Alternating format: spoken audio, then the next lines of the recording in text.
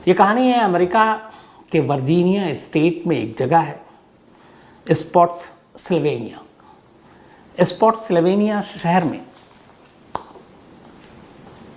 करीब बात 1996 की है।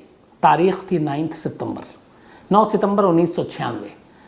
तो इस शहर के एक घर में दो बहनें शाम के वक्त में अकेली थीं और दोनों जो बहनें थीं उनमें छोटी बहन जो थी वो सोफिया नाम था उसका। सोफिया अपनी घर के सीढ़ी पर बैठकर नोट्स बना रही थी, पढ़ाई की तैयारी कर रही थी और उसकी उम्र थी करीब उस वक्त 19 साल और उसकी बड़ी बहन 21 साल की पैम वो घर के अंदर थी। थोड़ी देर पहले वो अपनी बहन से मिली थी, देखा बहन पढ़ाई कर रही, उसने कहा डिस्टर्ब करेंगे नहीं, अंदर थी। लेकिन कुछ वक्त बीता और ये लगा कि अब वो अपनी नोट्स बनाकर घर के अंदर वापस आएगी।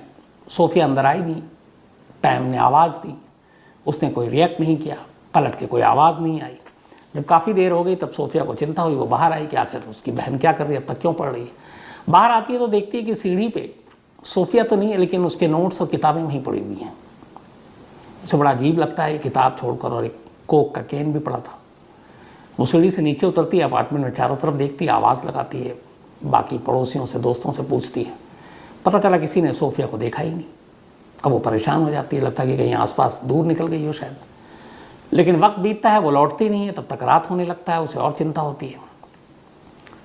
तब मजबूरी में वो पुलिस को फ़ोन करती है। वो कहती है कि उसकी बहन ऐसे ऐसे सीढ़ियों पर पड़ रही थी और वो गायब हो गई। अब पुलिस की टीम आती है, पुलिस आसपास में लोगों से पूछताछ करती है, बाकी जगहों पे छानबीन करती है, देखती है। आसपास के सन्नाटे के इलाकों में भी पुलिस की टुकड़ियाँ भेजी जाती हैं कि देखो, पर कोई सुराग नहीं मिलता। रात से सुबह हो जाती है। इस दौरान में पुलिस सोफिया के बारे में तमाम छोटी बड़ी जानकारी उसकी बहन पैम से लेती है। उसकी कद, हाइट, तस्वीरें, उसके दोस्त, स्कूल, कॉलेज, सबके बारे में बेसिक जानकारी। अब सारी जानकारी तो पुलिस ने ले ली, इसके बाद तलाश में जुट गई, लेकिन सोफिया का कोई सुराग नहीं मिल रहा है। दिन पे दिन बीतते जा रहे हैं और एक जो चीज़ पता चली थी वो ये थी कि जिस दिन सोफिया ये पढ़ाई कर रही थी उसी दिन शाम को उसने अपने पैरों और उंगलियों पर, हाथों में पर्पल कलर के नेल पॉलिश लगाए थे। पर्पल कलर की नेल पॉलिश उसके हाथ और पैरों पे लगी थी। पुलिस के पास सारा हुलिया था, तस्वीर थी, पुलिस लगी रही, ढूंढती रही, लेकिन सोफिया का कोई सुराग नहीं मिला। हालांकि इस दौरान में पुलिस ने आसपास के दूसरे पुलिस स्टेशन में भी खबर दी कि कोई ऐसी लड़की, फ़ोटो भी फैक्स किए भेजे, कोई हो ऐसी कदकाठी की, पर कहीं से कोई जानकारी नहीं मिली। कुछ जगहों पे कुछ हूबहू ऐसी लड़कियों की सूचना आई, लेकिन पता चला कि नहीं, ये सोफिया नहीं, कोई और है। अब करीब महीना बीत गया और सोफिया का कोई सुराग नहीं। घर वाले परेशान, पुलिस भी परेशान। अब पुलिस ढूंढ रही है लेकिन कोई सुराग नहीं मिल रहा है। एक महीने के बाद अचानक पुलिस को खबर मिलती है कि सोफिया के घर से कुछ किलोमीटर की दूरी पर एक तालाब है और उस तालाब में एक लड़की की लाश पड़ी है। पुलिस की टीम फ़ौरन मौके पर जाती है। वहाँ पे सचमुच में एक लाश थी लड़की की। पुलिस लाश को अपने कब्ज़े में लेती है। कद काठी हुलिया लगभग सोफिया से मिल रहा था। इसके बाद सोफिया के घर वालों को बुलाया जाता है। सोफिया के घर वाले आते हैं और देखते हैं और पहचान जाते हैं। इस लाश की शिनाख्त की एक बड़ी वजह उसके हाथ और पैर के उस पर्पल कलर का नेल पॉलिश भी था। तो लाश को पहचान लिए गए। कपड़े भी सोफिया के ही थे, इसलिए और भी आसानी हो गई। अब पोस्टमार्टम के लिए भेजा गया। पोस्टमार्टम के लिए जब भेजा गया, रिपोर्ट आई तो पता चला कि सोफिया का कत्ल हुआ है। उसे गला घोंटकर मारा गया है और कत्ल से पहले उसके साथ रेप हुआ है। अब जब कत्ल और रेप की बात आई तो आस पड़ोस के लोगों में भी गुस्सा आया। इधर पुलिस के लिए भी चैलेंज था। 1 महीने तक वो ढूंढ नहीं पाई। 1 महीने बाद लाश मिली तो वो भी पता चला कि रेप हुआ है। अब पुलिस ने तमाम अपने घोड़े दौड़ा दिए कातिल तक पहुंचने के लिए और उस रेपिस्ट तक। पुलिस ने लाश की जांच बड़ी बारीकी से की। उस लाश की जांच के दौरान पुलिस को लाश के साथ कपड़ों में लिपटे हुए नीले रंग के धागों के कुछ टुकड़े मिले, ब्लू कलर के, नीले रंग के। अब पुलिस को लगा कि ये धागा कम से कम सोफिया के कपड़ों से और उससे नहीं है, कि कोई मैच नहीं कर रहा, ना कलर और ना धागे। तो अब नीले रंग के धागे और उनके ज़रिए कातिल और रेपिस्ट तक पुलिस को पहुंचना। पुलिस ने उस नीले रंग के धागे को ही अपना हथियार बनाया और कहा इसके ज़रिए हम कोशिश करते हैं।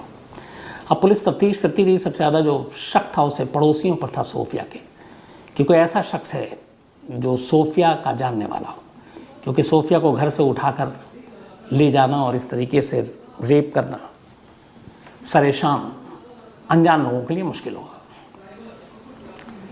पड़ोसियों के बारे में जब छानबीन शुरू की पुलिस ने, तो पुलिस को एक शख्स के बारे में पता चला जिसका नाम कार्ल था, कार्ल माइकल। ये सोफिया के घर से कुछ ही दूरी पर रहता था। 44 साल इसकी उम्र थी, क्रिमिनल बैकग्राउंड था, कई बार पुलिस में भी जा चुका था, थाने में। फिर ये भी पता चला टाइम से कि ये कई बार सोफिया के घर के नीचे भी आया, सोफिया से इससे बातचीत भी करते हुए लोगों ने देखा। और सबसे बड़ी बात ये थी कि कार्ल माइकल के पास जो कार थी, उस कार का कलर भी जो है कारपेट के कलर, बल्कि उस कार के अंदर नीले रंग का था, और उस नीले रंग के कारपेट में वैसे ही नीले रंग के धागे लगे थे। अब इस एक नीले रंग के धागे को पुलिस ने सबसे बड़ा हथियार बना लिया, क्योंकि सोफिया की लाश के साथ भी नीले रंग के धागे मिले थे। पुलिस ने इसी शक पर कार्ल को गिरफ्तार कर लिया। कार्ल कहता रहा कि मैं बेकसूर हूँ, मैंने कोई कत्ल नहीं किया, मैंने कोई रेप नहीं किया।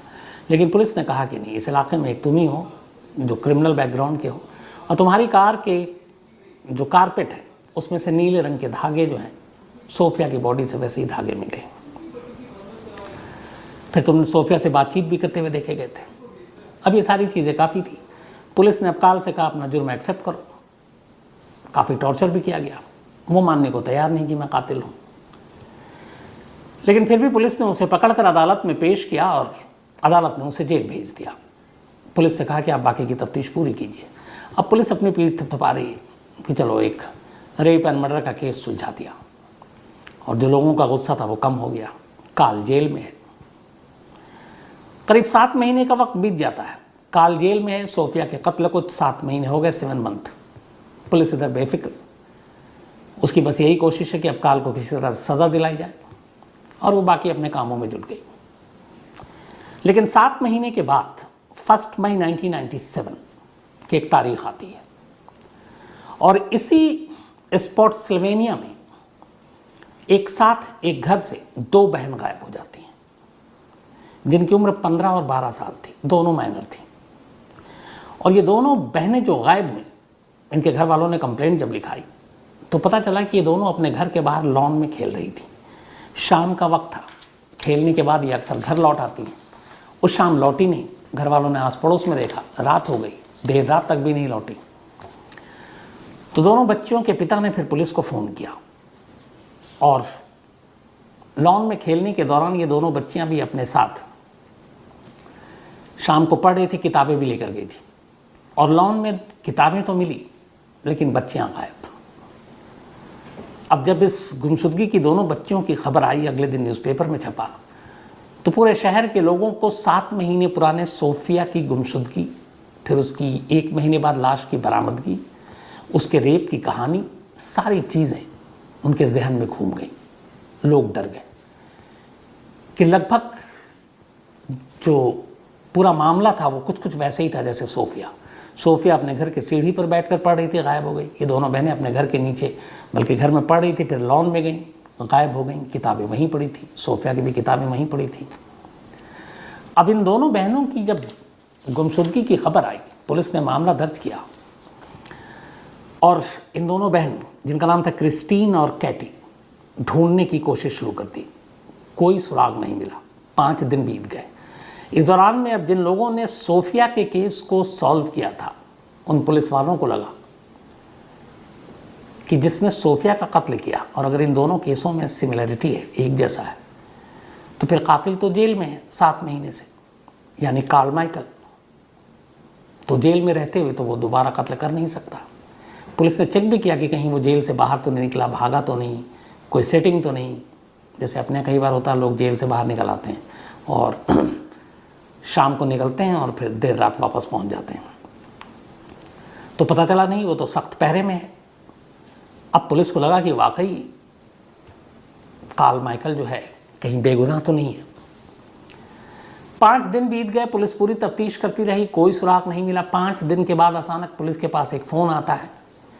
क्रिस्टीन और कैटी के घर से करीब 65 किलोमीटर दूर एक तालाब में 2 बच्चियों की लाशें मिलती हैं। पुलिस की टीम फौरन मौके पे जाती है, क्रिस्टीन और कैटी के घर वालों को ले जाती है। वहाँ पे दोनों लाशों को पहचान लेते हैं। वो लाशें क्रिस्टीन और कैटी की ही थी, ठीक उसी तरह मिली थी जैसे सोफिया की मिली थी। पुलिस ने लाशों की बारीकी से जांच की, मुआयना किया। उन दोनों की लाशों के साथ उनके कपड़ों से भी नीले रंग के धागों के कुछ टुकड़े मिले। अब जब ये धागों के टुकड़े मिले सेम, पुलिस परेशान भी हो गई और हैरान भी हो गई, इसलिए कि सेम सोफिया की लाश के साथ नीले रंग के धागों के टुकड़े मिले थे और उसके कत्ल के इल्ज़ाम में माइकल को पुलिस ने पकड़ा, जेल भेज दिया। अब वैसे ही लाश तालाब में, जैसे सोफिया की लाश तालाब में, वैसे ही धागे के टुकड़े नीले रंग के इन दोनों लाशों के साथ। तो इसका मतलब है कि क्लार्क माइकल बेकसूर था। पुलिस ने पहले केस में उसे जबरन फंसाया था, जबकि वो कहता रहा था कि मैं नहीं कर रहा हूँ। दोनों लाशों की पोस्टमार्टम हुई, फिर उसमें भी क्लियर हो गया कि इन दोनों के साथ रेप हुआ है। अब पुलिस के लिए और मीडिया में खबर आई, पुलिस की फजीहत भी हुई कि तुमने 7 महीने पहले जल्दबाजी में एक केस को गलत तरीके से सॉल्व किया। अगर उसी वक्त सही कातिल को पकड़ लेते तो शायद ये 2 बच्चियों की जान बचाई जा सकती थी। पुलिस को भी अपनी गलती का एहसास हुआ और चूंकि दोनों मामलों में सिमिलरिटी काफ़ी थी, अगर नीला धागा ही कातिल होने का सबूत था तो फिर खुद पुलिस के ऊपर सवाल उठ रहे थे कि जो कातिल जिसको आपने माना वो तो जेल में है, तो फिर ये 2 कत्ल किसने किया। तो पुलिस को अपनी गलती का एहसास हुआ और पुलिस ने कोर्ट में अर्जी दी और कहा कि हमसे गलती हुई है, माइकल को सोफिया के कत्ल के इल्ज़ाम से बरी करके छोड़ दिया जाए। अदालत के पास भी कोई सबूत तो था नहीं उसके खिलाफ, अदालत ने माइकल को छोड़ दिया, लेकिन ये पुलिस ने अपना आधा काम किया। अब बाकी का काम ये था कि इन 3 कत्ल और रेप का असली गुनहगार कौन है, और पुलिस को अब एहसास हो गया कि जो भी है वो कोई सीरियल किलर है। अब पुलिस ने उसी हिसाब से अपनी तफ्तीश आगे बढ़ाई। खोजबीन जारी रही, तफ्तीश होती रही, पुलिस के हाथ खाली रहे। हार कर पुलिस ने $1.5 लाख के इनाम का ऐलान भी किया कि जो भी कातिल का पता बताएगा उसे ये जानकारी दी जाएगी। जितने भी सीरियल किलर और बाकी लोग थे उनकी पूरी कुंडली खंगाली गई, लेकिन कोई जानकारी नहीं मिली और पुलिस के हाथ खाली रहे। करीब एक करके महीने, साल दर साल बीतते गए। 6 साल बीत गए। सोफिया और उन 2 बहनों क्रिस्टीन और कैटी के कत्ल के 6 साल के बाद 23 जून 2002, 96 में पहला कत्ल हुआ था। 23 जून 2002, 6 साल के बाद अमेरिका की एक शहर कोलंबिया की सड़क पर देर शाम एक लड़की बदहवास दौड़ रही थी। उस लड़की के दोनों हाथों में नीले रंग की हथकड़ी थी, जिसको आमतौर पे, ख़ासतौर पे वहाँ पे ये जो माना जाता है इस कलर को और उस हथकड़ी को, शेप को देख कर के लोग इसको कई सेक्स टॉय के तौर पर इस्तेमाल करते हैं। तो एक लड़की बदहवास सड़क पर भाग रही है, हाथ में नीले रंग की हथकड़ी है और हेल्प हेल्प चिल्ला रही है। बहुत सारी कारें गुजर रही हैं, कोई रुक नहीं रहा है। एक शख्स, शायद थोड़ा भला इंसान था, वो अपनी गाड़ी रोक देता है। जैसे ही वो गाड़ी रोकता है, लड़की बदहवास उसे हेल्प मांगती है और कहती है मुझे पुलिस स्टेशन ले चलिए। वो समझ जाता है कि इसके साथ कुछ गड़बड़ हुआ है। उसकी उम्र करीब 15 साल थी।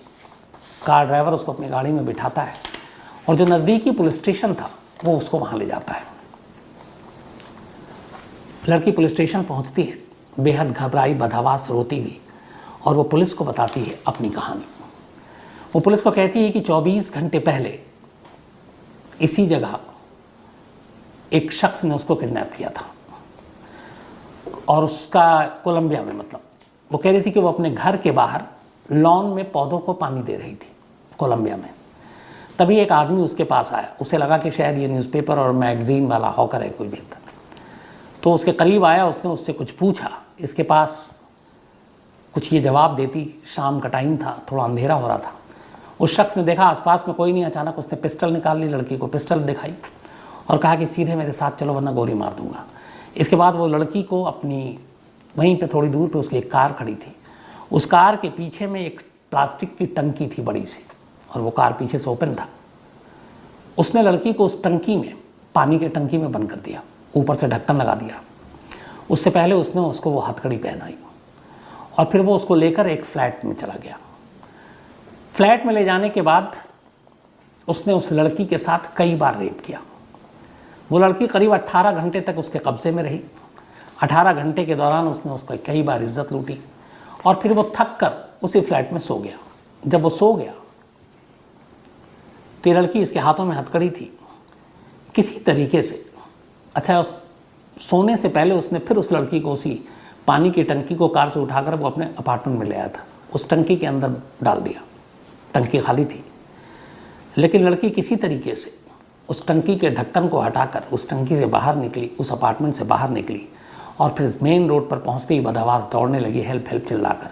और तभी वो शख्स, वो कार ड्राइवर उसे मिला और उसे पुलिस स्टेशन ले गया।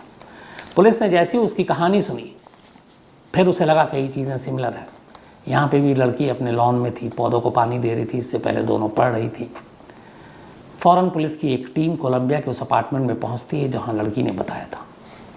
कोलंबिया के उस अपार्टमेंट में जब पुलिस पहुँचती है तो पता चलता है कि इस फ्लैट में जो रहता है उस शख्स का नाम रिचर्ड है। उसकी उम्र करीब 38 साल है और ये नेवी में पहले काम कर चुका है, फिर इसने नेवी की नौकरी छोड़ दी थी। इस अपार्टमेंट में वो अपनी पत्नी के साथ रहता था, लेकिन उसकी पत्नी इस वक्त कहीं थी नहीं।